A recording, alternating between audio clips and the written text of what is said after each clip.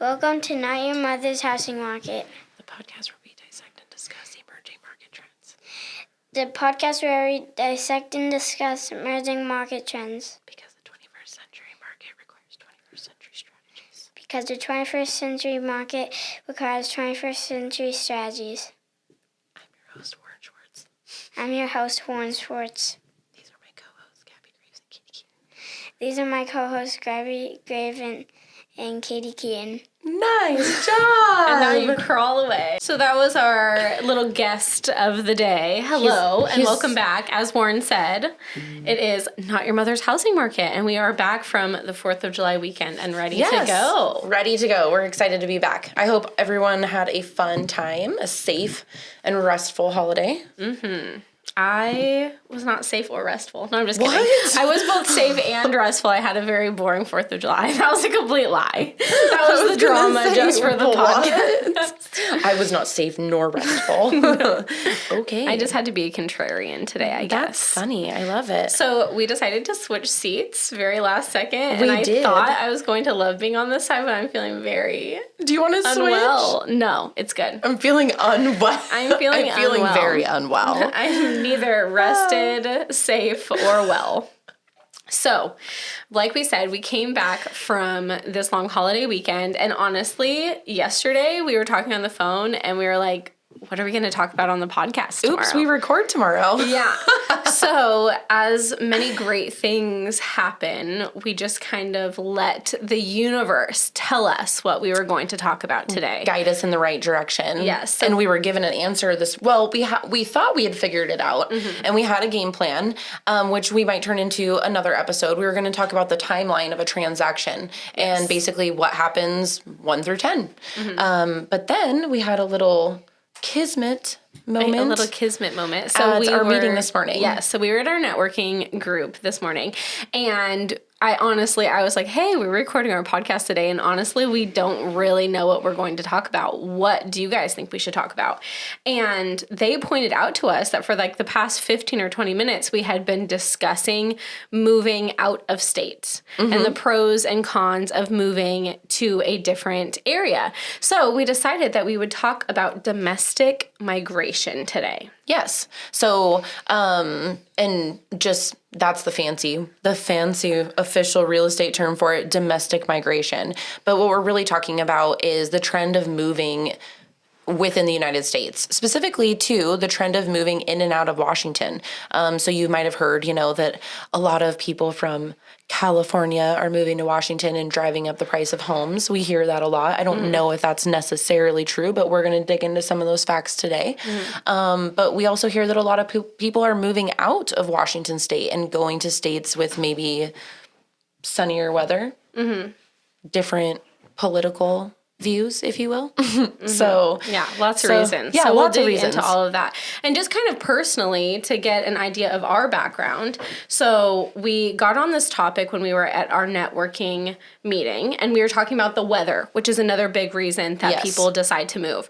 So one of the people that we were with this morning, Taryn, shout out to Taryn, she has grown up in California and in Idaho, and then the other person we were with, LaDonna, she is from Washington. But she said she gets terrible seasonal affective disorder. She gets depressed during the winter. And she lived for many years in Hawaii, and she also lived for many years in Tennessee. Much sunnier environments. Yes. I am from Washington. I love the rain. I love the rainy season. But my dad is actually from Virginia, and my mom is from Iowa. So we've had a lot of domestic immigration in my family. Warren's dancing in the background. if we're looking like distracted, that's because our guest host is dancing in the background. Yes, we were getting cute puppy dog faces, and now we're getting Macarena moves. So yes. Macarena moves, yes. And then for Gabby's background, I personally, since the age of 6 onward, I've lived in Washington. So I say that I've grown up in the Pacific Northwest because I really have. But before that, I lived in Wisconsin. I also lived in Texas growing up as a kid.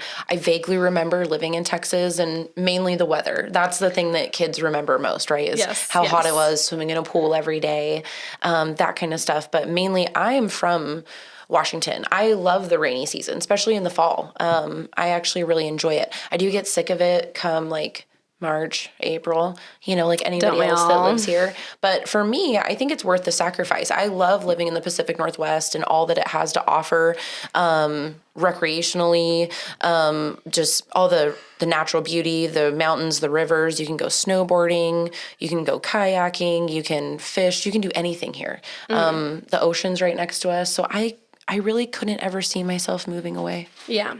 But yeah, so there are plenty of people that move to Washington for all of these reasons. For all those reasons, right. But there are also a lot of people that move away for their own reasons as well. Like, again, kind of a kismet moment when we realized I was actually working with clients yesterday who are planning on listing their house at the beginning of August and moving to Iowa. So it is something that is very pertinent. I've helped multiple people help move out of state, and I've actually helped people move into the state of Washington as well. So we're going to go over what that means, the trends nationally, the trends here locally in Washington. We'll kind of give you a rundown of the pros and cons of moving in or out of state, and what factors you should think about when you're making those decisions. And then we will head it up or end it with the process. So you've decided maybe it is for you. What are the steps to get that done? Perfect. So, yes. yeah. We keep mentioning the phrase domestic migration. So just real quick to define that, domestic migration, let's see here. I think we already kind of did define it. Basically, yeah. It's Yes. just the net difference between in-migration and out-migration within the United States in certain areas for a specific span of time. Yes. And so some of these stats that we're going to be giving, like we'll be saying, okay, this area had a net loss of blank amount of people. That doesn't necessarily mean that they didn't have population growth, because population growth happens in multiple different ways. Perhaps more people were born there this year than in previous years. Less people died. Right. People moved in from international migration. What we are talking about is not those things. We're talking about people moving from state to state. Correct. So, let's talk about the trends. Gabby mentioned that we hear a lot in Washington, everybody moves from California and they're moving to Washington. And for several years, we were having a huge influx of people. Basically, all through the 2010s, Washington was having a large population growth. There were a lot of people moving to Washington. I believe in 2015, we had like a net growth of 68,000 people from domestic migration, and that trend went on for quite a while. So when you did hear people say, everybody's moving to Washington, we hate it, that was kind of true. Yes. But as of the last few years, that has not been as true, and we will dig into that. Right. Really, Sorry. The new kind of migration trends are that people are moving out of the Northeast, they're moving out of the Midwest to an extent, and really all of the mass migration is people are moving to the Sun Belt. Yes, they're moving to the south is what we're finding. So statistically, we found that between 2020 and 2021, the Northeast lost just shy of net 400,000 residents. The Midwest, just less than 125,000, and the West, just less than 145,000, where the South saw an increase of over 650,000 residents. So basically, everyone from the Northeast, the Midwest, and the West are choosing to go to these warmer places to live. Yes, and so the fastest growing state in 2021, because a lot of these stats are from 2021, just Correct. Census Bureau stats. The fastest growing state was Florida, which I don't think comes as a surprise to anybody. I saw that as well. The second was Texas, and then actually, no. The second was Idaho, which was the only one that was outside of the Sun Belt. So, I think Idaho is now complaining everybody from Washington is moving to Idaho. Yes. And that is true. So we have become the Californians. People. We have. We have become the Californians. We're going to get canceled for saying that. I don't think so. The first step is awareness, right? The first step is awareness. But maybe if other people stop moving to Washington, then the Washingtonians will stop moving other places. Possibly, yes. You know what I mean? Yes. So that's kind of the trends that we've been seeing, which before the pandemic, people were still moving out of like largely populated areas, like the highest counties with like the highest population density, even before the pandemic, were losing population, and the counties with the smallest densities were kind of gaining in population. Interesting. And that was a newer trend. Okay, so when you say pre-pandemic, so what? So even like 2019, it was like there's been an ongoing trend that that areas with really high population densities have been losing population. Interesting. And before the pandemic, the smaller areas were also kind of losing population. It was those mid-sized places that were making gains. But right before the pandemic and then leading into the pandemic, we saw a huge acceleration of people moving out of largely populated areas. But we also saw a huge gain in those smallest communities. Oh, interesting. So during the population, it really exacerbated both of those things. Okay. Now that the pandemic has, everything is a little bit returning to normal, we're still seeing those same things, but on a smaller scale. Okay. So more people are still moving out of highly populated areas, but at a lesser scale. And more people are still moving into smaller areas, but again, at a lesser scale. Interesting. Very interesting. Yes, Partially probably because people can telecommute for work. Yes. Right? Yes. Yes, but just within the 2 years of COVID, there were people that went fully online for their work, and they made huge moves only for their companies to tell them They a year have to after come COVID they have home. to come back. Could you imagine? I just can't believe people made that rash of a decision thinking that it would last forever. See, and I'm not that type of person. I absolutely want to cross my T's, dot my I's. I am going to ask my employer, hey, I know you have me at home working in my pajamas and you have been for 12 months. I don't care. I'm still going to make sure with you that it's okay that I move 2,000 miles away. Yeah. I'm going to make sure of that. And if you tell me no, I think that's valid. Yeah. I mean, truly, I wouldn't just, where there was a lot of people just up and moved because they thought, well, I'm working from home. Why not? Yeah. But did that last forever? No. But I mean, while it did not last forever, that more people were being 100% from home, it has still held true that a lot of people are splitting their time between working from home and working in the office. And I do think that will continue. Right. Agreed. And so that is one of the reasons why people are still being able to move to less densely populated areas. Right. But I still even think, if there's, even if you work from home 100% of the time, there is a huge difference between working from home 100% of the time and having the ability to come into the office if you need to, as opposed to moving states away without, it's interesting to me that people just thought that was an option. Well, I mean, maybe I'm just a rule follower. It has I worked don't out. know. It has worked out. That's why we're saying, we talked about Idaho being one of the number one places people are moving to. My husband's grandparents lived in Idaho for 20 years, and no one lived in their area because the internet was terrible. And, it was 45 minutes to even a tiny town, and then 2 hours from anything even remotely workable as far as, finding a job and whatnot.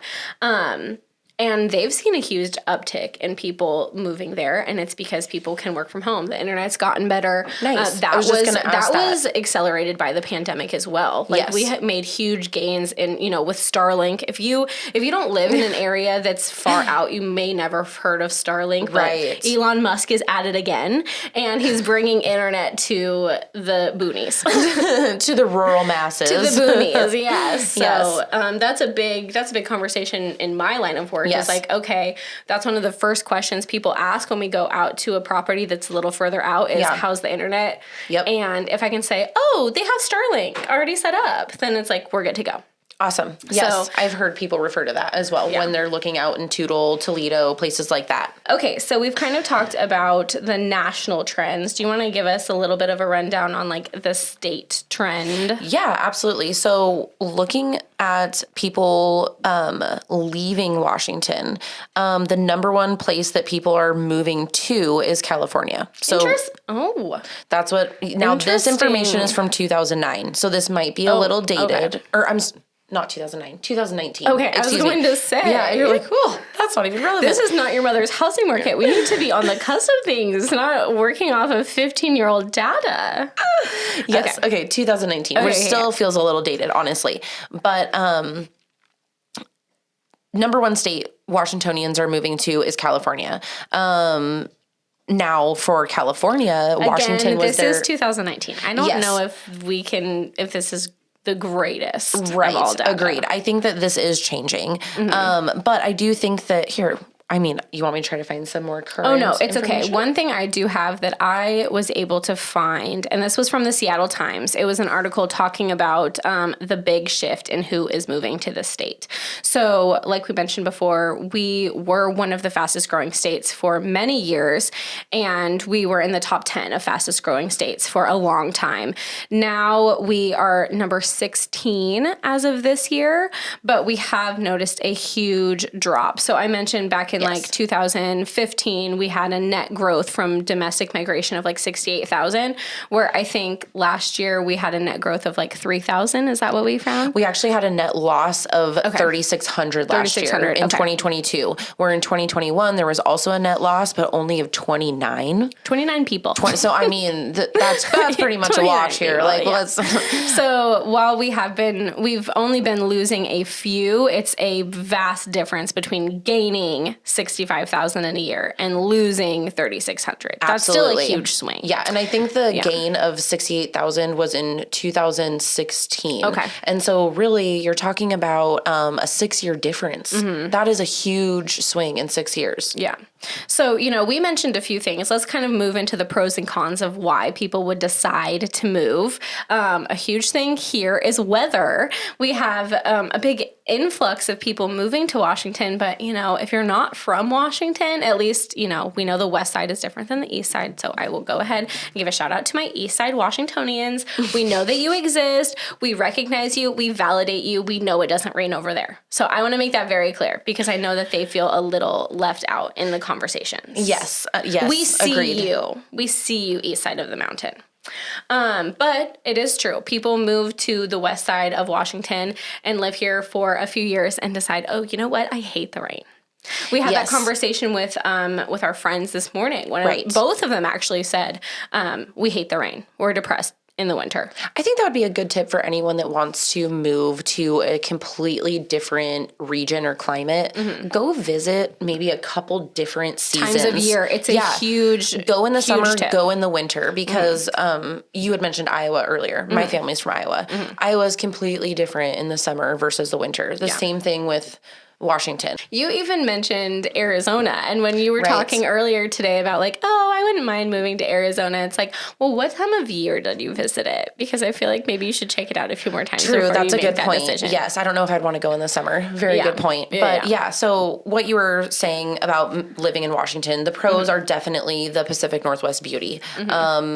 We have all the scenic views. We have all the beautiful outdoor experiences, whether that's hiking, kayaking, going to the ocean, fishing, hunting. If you're into that, you name it, we have it. The summers here are absolutely perfect. It's not going to be too hot like it is in, say, Arizona or some parts of California or even Texas. Or even Iowa. Actually, really that's so hot true. in Iowa. So hot. If you've got, shout out to Iowa, shout out to my family in Iowa. We see you as well. We see you as well. You're probably schwitzing right now in the in the humidity. They're schwitzing for sure. They're totally schwitzing. And other reasons to love and live in Washington is there's no state income tax. So that is super awesome. We're one of the few states in the country that do not have a state income tax. So that's another reason why people as well as large corporations move here, do business here. There's a lot of job opportunities here. And a high minimum wage. We do have a high minimum wage compared to national average. Our minimum wage this year is $15.74, $15.74, where I believe the national average is just above $7. Well, okay, so let's talk about just in general the reasons why people might want to move, like the pros and cons of why somebody might want to move. Absolutely. So pros, it's a fresh start. So a lot of people, they are trying to get their fresh start in life, whether they just got married, whether they are moving away to go to school, a job, just a fresh start in life. New opportunities. So kind of goes hand in hand, right? With that fresh start comes new opportunities. That's the big reasons why people go. You get a new you are part of a new social circle. You have new colleagues, new neighbors, completely different social scene that you surround yourself with. And so that can be really refreshing. Kind of diving into kind of the culture of a community and that kind of vibe that community has, that can be a lot of fun to experience something different than what you're used to. So Katie and I both moved away from here to go to college. And would you agree that experiencing a new area was a nice breath of fresh air? We for both a while? stayed in Washington, but we did move move away that from far. Cowles County. But yeah, so people also move because I know we have a time crunch today. Yes. People also move to find a different job for a different economy, to maybe move somewhere where the cost of living is lower, which is a huge reason people move out of Washington. Overall personal growth. Maybe for tax incentives, like she mentioned. Some places have better tax incentives. The location, the people, like maybe you just want a different culture. You want a different vibe. We talk about people moving to the South. They're known to be very friendly. Very friendly. Very friendly. Different political views than maybe Washington State has a little also bit. Different housing options, more affordable housing. Maybe you want to move somewhere that is feeling a little bit safer to you, somewhere with a lower crime rate. Right. Maybe somewhere that has better public transportation, somewhere that has better infrastructure, better standard of living. So these are all reasons that people decide to move. Absolutely. The cons of that can really be making sure you check all of those things out. You might think, okay, this Before place you make has, the jump. Yes, this place has more affordable housing, but can I get a job? Or maybe it is the weather. You think, oh, there's so many great things about Arizona until you get there and decide that it's way too hot for you. Right. Potentially, Gabby mentioned that you are joining new social circles, you're getting a new job. What if you hate everybody? Well, yeah. What if, quite honestly, different regions of our country have different cultures and you might move somewhere and not particularly enjoy it. And so that is something that you should really investigate, research before going, research before even visiting. And then when you visit, try to dive into that a little bit and see where the truth lies. Yes. You will be moving away from your friends and family in a lot of situations. And like Katie and I, we're moms. And so for us, we rely on our village. And so it's hard to move away from your village. I didn't realize my sunglasses have been in my head this whole time. Are mine? That's fine, right? Oh. Okay. Edit that out, Wayne. No, I'm just kidding. That's fine. So there are a lot of great reasons to move and a lot of reasons that maybe you'll be hesitant about it. Right. But so we do want to kind of end this episode with saying, okay, maybe you have decided that it's right for you. Maybe you are ready for a fresh start. You're ready. Potentially you're moving back home to family. Right. Or maybe you have a job opportunity in a different state. Or Where would you start, Katie? So I would start, of course, I feel like it's a cliche, but talk to a realtor, talk to a professional that you know that's in the industry, because it's like, okay, when you move, there's a lot of factors that go into it, a lot of different things. But one thing that is constant when you are moving is that you have to have somewhere to live when you get there. Absolutely. So you need to come up with your plan. Are you planning on purchasing when you get there? Are you planning on renting when you get there? Do you have a home to sell in order to make the move possible? How are you going to afford moving? All of those things really play into everything. Absolutely. So the first thing I would say is get with a realtor, talk to somebody, because they'll be able to ask you those questions that maybe you haven't even considered yet. Yes. Like I mentioned, I have worked with many clients that have been moving out of state and also several that have been moving into state. And I would say the number one thing is to figure out your why, because there are going to be a lot of roadblocks during the decision-making process and also during the transaction itself and the move itself. So is your why worth it to you? You have to really understand why you are moving. And then the next thing is just establish your goals. So it's like, okay, are you moving out of Washington particularly? One amazing thing about moving out of Washington is that our home prices are so high that it is realistic, if depending on where you're moving, to sell your home in Washington and buy your next home with cash. And have more purchase power and maybe upgrade your home, upgrade your standard of living a little bit. I will add real quick, after talking to a realtor, talk to a lender. So that's my next thing. Yes.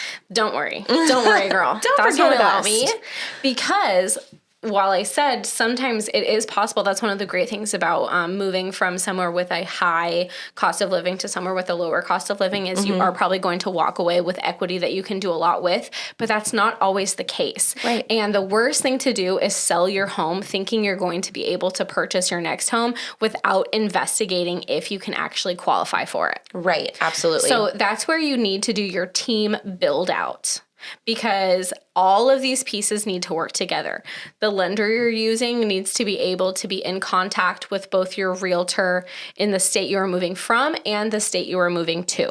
Again, I keep bringing it back to my clients that are moving to Iowa, but when we were talking yesterday, one of the very first things that I asked them is for the phone number of the realtor they are working with over there. Awesome. Yes, because you need to work hand in hand. Yes. It's a team effort. And especially because real estate laws vary so much from state to state. Absolutely. So when they're asking me questions, they're like, okay, how does this work? And it's like, well, I can tell you all about if you are moving from one portion of Washington to a different portion of Washington. Maybe you're moving from the west side to the east side to the west side. I can tell you everything you need to know about that. But if you're moving to a different state, there are real estate laws that I am not going to be aware of and little caveats that I would not even think of. So getting your team is extremely important. You're going to want to get a lender that is licensed where you are moving to. And you also need to make sure that they can work really well with both of your realtor teams. Absolutely. That is how we're going to figure out, okay, does it make the most sense for you to completely sell your home here and then buy a home over there? Where are you going to put your stuff in the meantime? Absolutely. How are you going to make these timelines overlap? And that's where your realtors can talk to you about your goals and what you need out of your sale in order to have a successful purchase, if that is your decision. Before you even list. That is the key. Yes, before you even list. And who knows, maybe your plan is to rent, and that's amazing too. But those are the questions that your realtor will help you parse through so that you have a very clear picture of what is going to happen once you get to the new state. And, you know, from the lending side, it's like, okay, great. You're going to sell your home here. You're going to move over there. Do you have a job over there? Are you going to have any sort of work experience over there? Does the job history translate? Can you speak to that a little bit? Absolutely. So it depends on the loan program you use, but it also depends on how you're paid. And so if you already have a job lined up at that next place, great. Depending on the way that you're paid, we might be able to use that income right away to qualify you to purchase, especially like say salary positions. If maybe you're more of an hourly position and you are moving companies, maybe you're moving industries even, there might be some time that you have to be at that new job before we can pre-approve you for that home purchase. So that's why it's really important to talk to a lender as well so that we can be a part of that plan. Maybe that new job, working at that new job, you will have to work at that new job maybe 3 months or so, maybe longer, to establish that work history before we can pre-approve you. So you'll have to have a rental plan in the meantime. Or maybe you move in phases. Families will do that very often where, you know, the person who's qualifying income they need to be over there. Maybe they'll move over a few months before the rest of the family comes over. Right. Yes. Good point. Yeah. So, and another thing on my list is to be flexible with your timeline, because that is the thing. If your why is big enough, if your reason for moving to a different state is big enough, then we can work through all of these challenges. Yes. But you need to be flexible in how we get there, because it is a very multi-layered, multi-step process. Absolutely. With a lot of moving pieces. And so you'll have to really work through that timeline and figure out, like, maybe it's not the most ideal. Maybe you're not moving from one house into the next house like is very common when you're moving just down the road. Maybe your timeline will look a little different, but if you feel really passionate about making the move and having that fresh start, we can work through all of it, but the timeline is going to be a little bit different, potentially. Agreed. Yeah. So that's kind of our big picture on domestic migration. Moving in and out of Washington. Moving in and out of Washington. Thank you so much to all of you who are listening. I hope you learned something from it. And also thank you to our friends who inspired this episode. Absolutely. Yes. And we also, don't forget, we have our email account, notyourmothershousingmarket@gmail.com. We would love to hear from you guys what you would like us to do an episode about. Yeah. We are trying to, we feel that our listeners are home buyers. The first-time home buyers, second-time home buyers, investment, people moving in and out of the state. We want to cater to you. So the things that you want to hear about, we want to talk about. Yes, exactly. Awesome. And with that, I'm Katie Keaton. Real quick, Katie. A special thank you to our co-host today, Mr. Warren Schwartz, who opened us up. Thank you for joining us today, buddy. You did a great job. He did. He did a very good job. And I guess also I should say, follow us on Facebook, Instagram, all the places at Not Your Mother's Housing Market. Yes, please do subscribe and like on YouTube as well.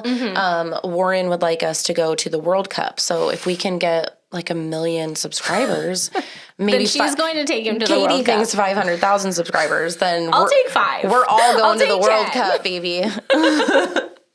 I'm Katie Keaton, your Southwest Washington realtor. I'm Gabby Graves, your local lender with Synergy One Lending. And thank you so much for listening to this episode of Not Your Mother's Housing Market. Have a great day. Bye, guys.